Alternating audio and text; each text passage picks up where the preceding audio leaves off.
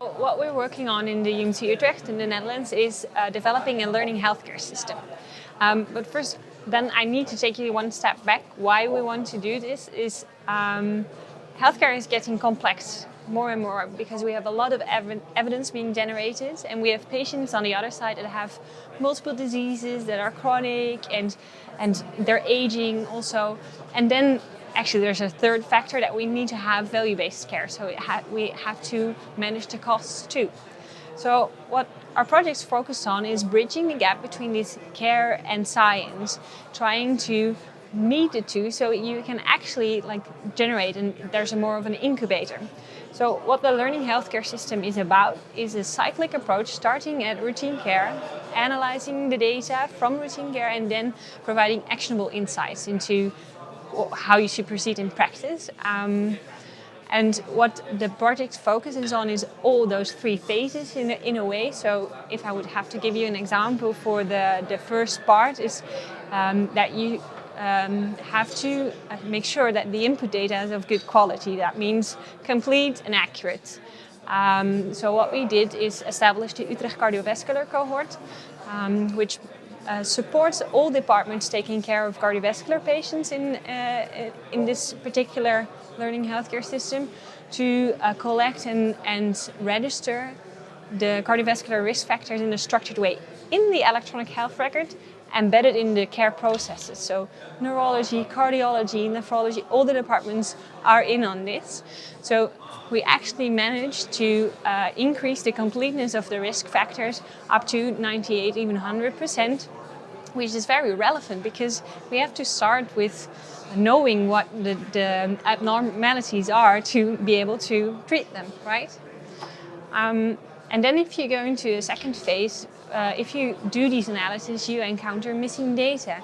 You also still encounter unstructured data, because if it's not in the structured field, but it is in the electronic health record, I'm of course curious how to take it out. So we developed algorithms to overcome both the unstructured data and the missing data to really get into that last phase, and that is in a way clinical decision support. So we developed a dashboard giving all the risk factors for the patients, providing a risk score for 4 different risk scores stratified for the patient characteristics: SMART score, hard score, advanced score, and generating treatment suggestions. So that actually, once you get into the consulting room together with your physician can turn the screen and say, okay, this is you.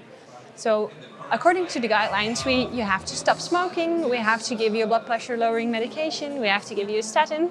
So let's see what it does to your risk if we do that. And you have calculations to, predict the decrease in risk. And you can make really a shared decision with your patient what they want to do about their cardiovascular risk.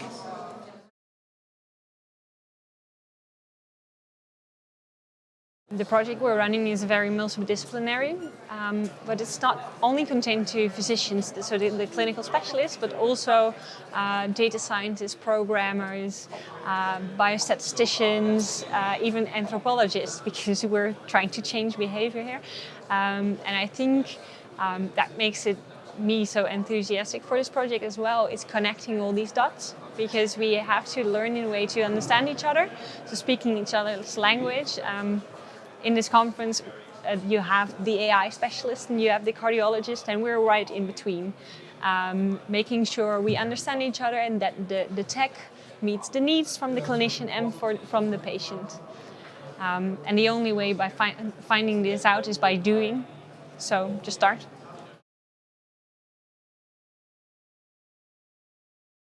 So I think in every phase we can still improve. So if you talk about data, we're trying to enrich the input data with registries, for instance, ambulance data, also cancer registries, wearables. Well, of course, still you have to check the quality of the data again, so that always sticks to the plan. And more different algorithms also looking into radiomics, connecting genetics. Personally, I would really like to have a genetic passport for medication. So it's really like enrichment. But first, you need to have the solid basis that is also adopted by all the different specialists, because you cannot go by yourself as a learning healthcare system professional. It's all the different parts that make it strong. So you really have to learn together. Yeah.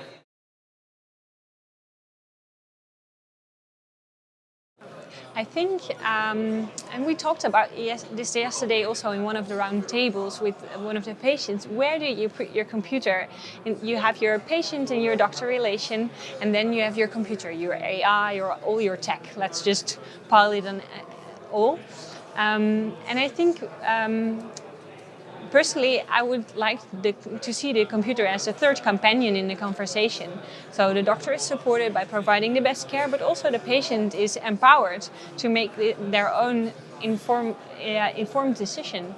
We've saw a lot of examples here on the conference about virtual reality, explaining better how procedures works, and I think it's just a third person in the room actually that helps providing the best fitted care, tailored care to the patient that's right in front of you.